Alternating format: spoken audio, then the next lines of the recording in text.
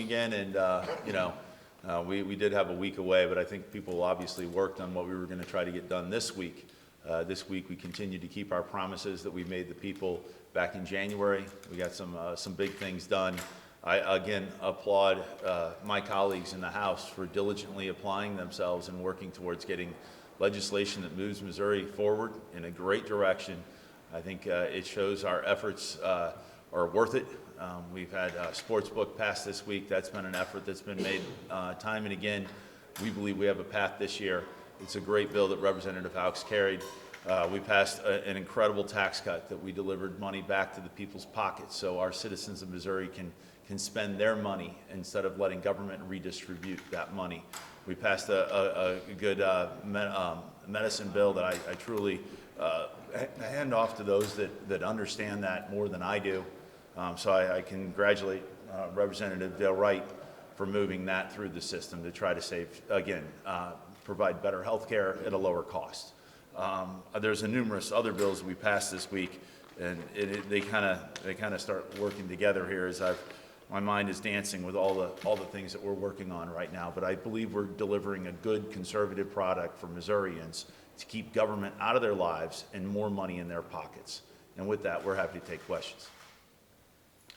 The Senate probably giving final approval to the transgender legislation that's going to be coming over here.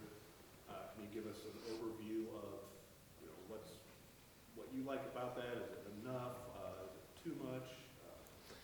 I love your probably with the Senate. After living in this building for 7 years now, probably with the Senate sometimes has a little caveat next to it.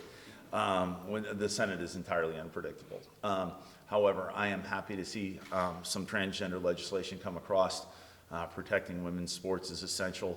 I find it appalling that minors can have, irreversible things done to them when their lives could significantly change going forward. I think we have to protect the innocent, protect victims. I think we've done that all year with crime. I look at it as well with transgender surgeries and hormone blockers and protecting women in sports. So I'm glad the Senate was working on that this week. I'm hoping they're working on several other things though too. When we get that bill, provided we get it, we'll certainly vet that bill through our committee process.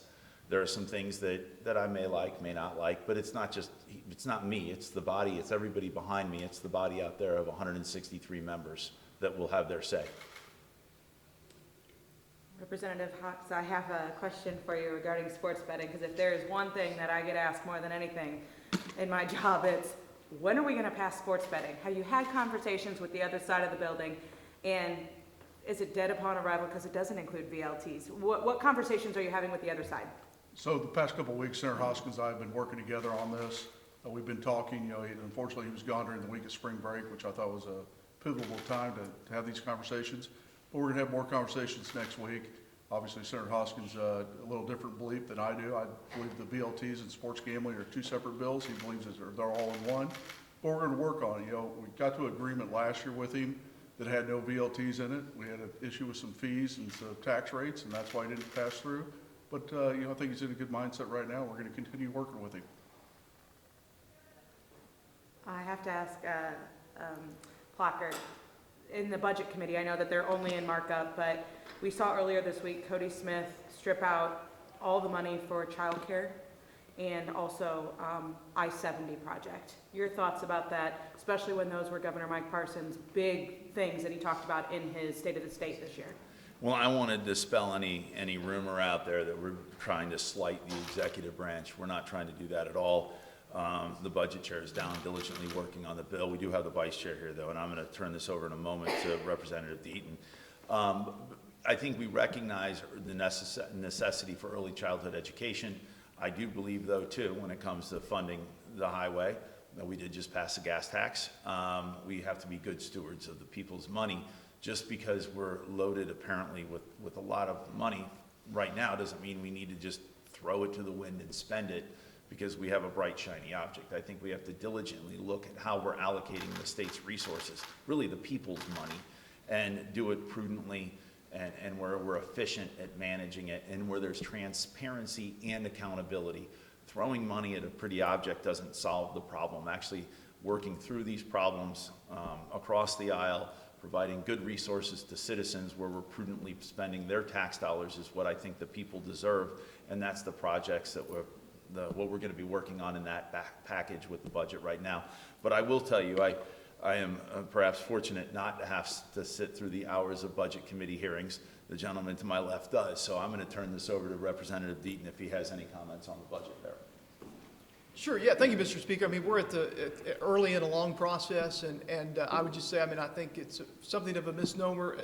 The chairman was very clear as it relates to I-70, was taking that out of House Bill 5. We look to put that in House Bill 19 along with a comprehensive road package that the House. There's other priorities other than just I-70. We want to look at the entire state if we're going to look at adding additional general revenue to highway projects that considers the needs of the entire state. So we look to do that in the near future in House Bill 19, which is yet to come, but we'll soon we'll get to right after we address the operating budget this week and next week. So that's forthcoming. As it comes to child care, again, we're early in the conversations.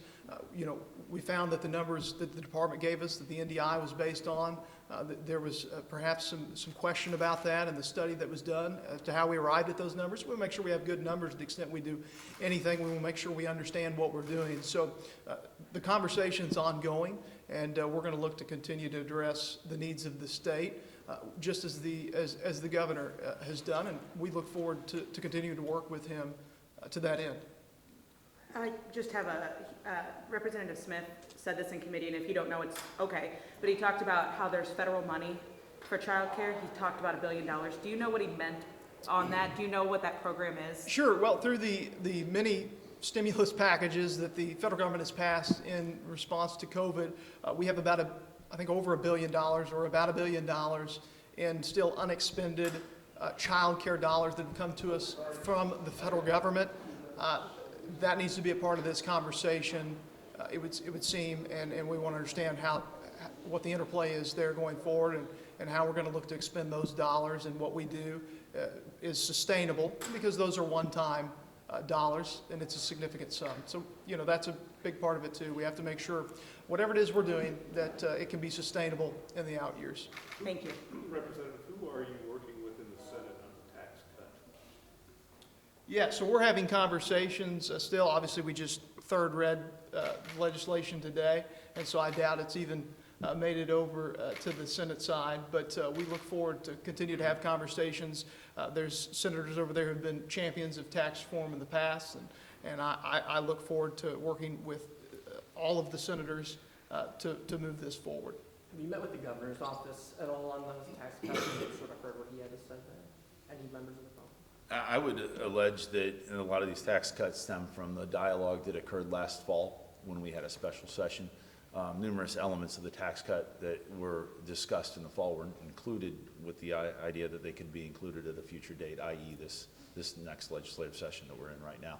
That would include what we're discussing. So, given how narrowly tailored the governor sort of made that special session call. absolutely. We were very respectful of that narrow call, but we believe the people deserve more, and we believe we can do better. Are you concerned about any sort of cuts or line item vetoes on that stuff?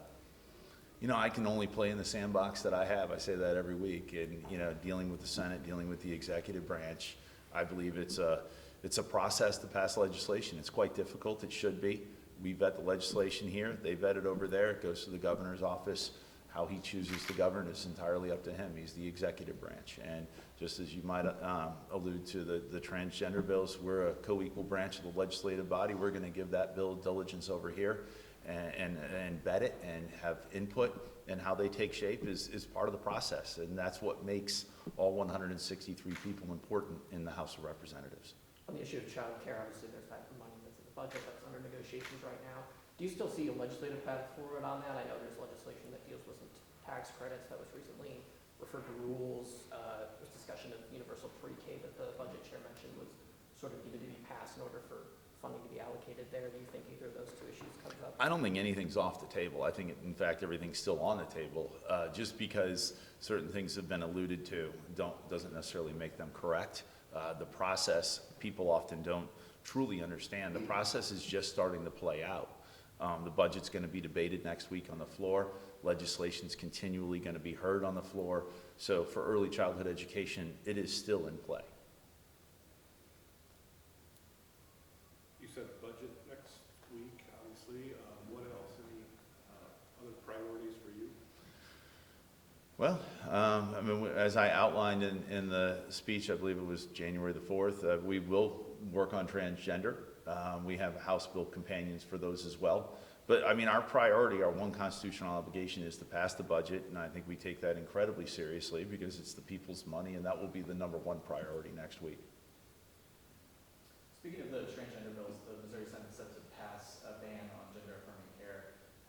That bill has received a lot of pushback from the medical community and thinks it created a chilling effect for doctors. Have you spoken with anyone in the medical community about this? Well, certainly the medical community was able to avail itself here when we have our committee hearings, and they did in the Senate. We pay attention to that. We watch the hearings. So, yeah, I mean, there's pros and cons, and you have to fall on one side and stand by your opinion for whatever it is. I affirmatively believe that minors should not have surgeries when they can't even vote. They can't even buy cigarettes. So we're allowing them to transition to something permanently, to take hormone blockers or to have a surgery. I find that appalling. I think the legislation that has been passed by the Senate helps address that. I think the legislation that we're evaluating within the House, our own companion bills, are addressing that, and I look forward to a good debate on the floor. Thank you, guys. Thank Appreciate you. it. Y'all have a good weekend.